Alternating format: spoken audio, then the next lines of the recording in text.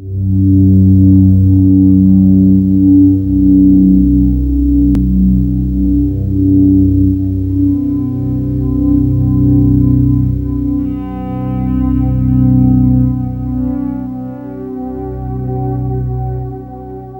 is paradise music?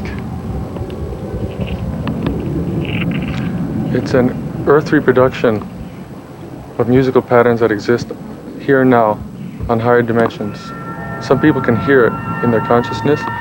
Others can't hear it, but remember it when they hear it. Some people, they've heard my music, and not only does it remind them of higher dimensions, but it even makes them homesick for it, because in general, things tend to be much more harmonious there.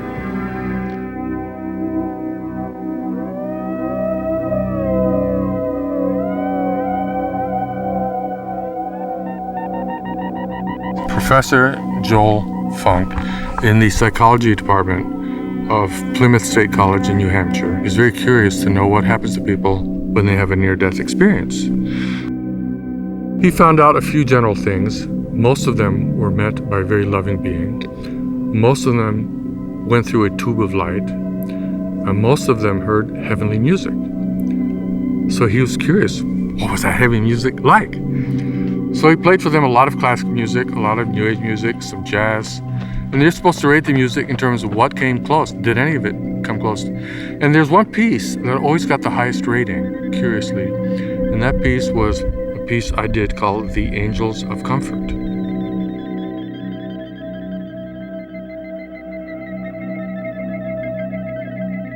Music is a conductor of emotions.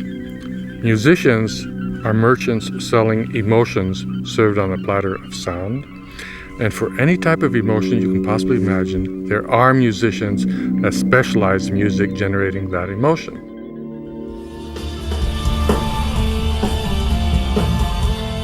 Yeah, you go to a show and you get in the pit and you jump around, you run around, and you leave just all the stress built up over the last, weeks, months, it's all just gone. It's just all vented out. I'm having a fantastic time so far.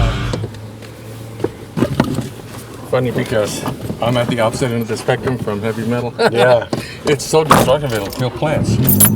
It what? It'll kill plants. Just play the heavy metal music. It'll kill the plant. That's kind of the surface of heavy metal music, but in a way it's like a release valve for people who are angry. And the way they consider it is, this is like therapy. Well, it's not really released, it's expressing the anger they're experiencing, which actually reinforces the anger. You think it feeds? It's like a cycle it reinforces it. Okay, we're going to be taking a right turn on the next right here. So let me explain something.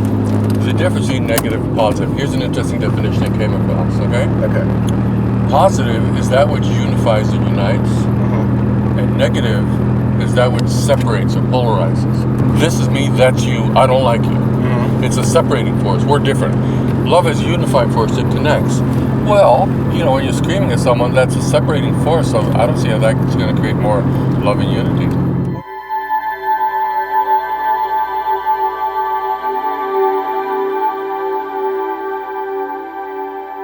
If your body feels like moving to it, go for it. But don't limit it to normal earth concepts of what dancing is supposed to be. You'll have a lot more fun that way.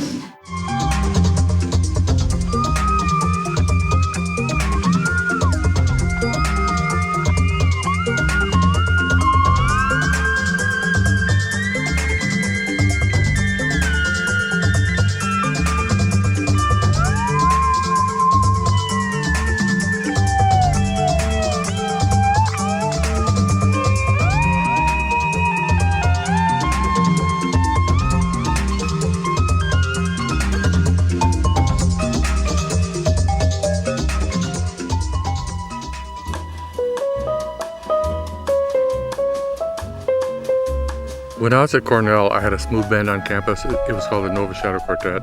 We used to play for fraternity parties where people wanted to dress up formally and dance. We specialized in bossa nova.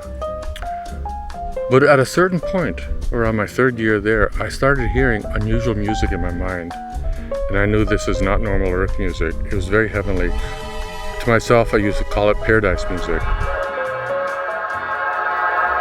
It was so heavenly, so filled with love, harmony, and beauty.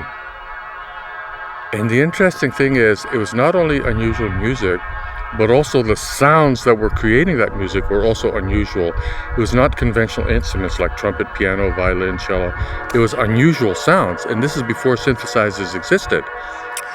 In the beginning, what I was manifesting was a far cry from what I was hearing in my head because of the limitations of the technology.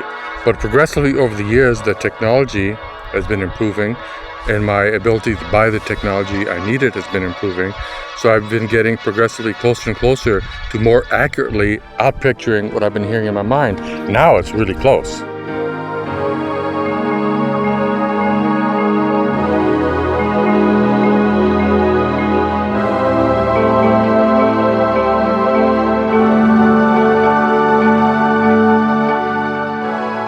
In the early 70s, perhaps 71 to 72, I had one of the most profound interdimensional, spiritual, metaphysical experiences of my life, where I very suddenly sensed a particular being on a higher dimension. He and his female partner were both looking at me and they were smiling, and I finally, quote, remembered them.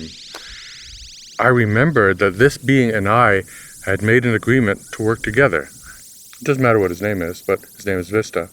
And I love him very much, and I'm deeply honored to be working with him. I'm like a step-down transformer for Vista or a local branch office for Vista. You can think of it either way.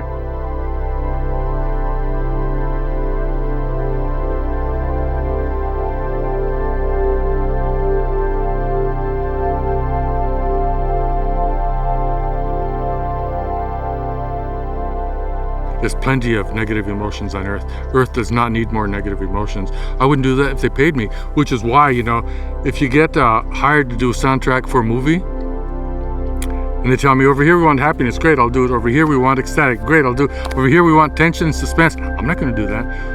And if they say, over here we want anger or fear, I would never do that. That's not why I'm here on Earth. I wouldn't do that no matter how much they paid me. It's against my principles. There's already enough suffering on Earth. I don't want to add to the suffering, I want to add to the joy. For most of my career, I felt I was basically ignored, and the whole parade passed by me and just ignored me.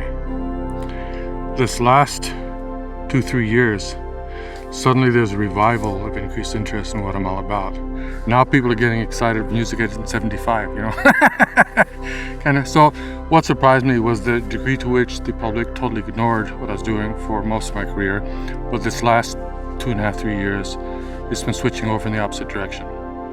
Why do you think that is? Because the planetary vibrations are increasing. As they're increasing, people are raising in consciousness. As people are raising in consciousness, more and more people are getting into the consciousness range of where they can appreciate what my music's been putting out all along.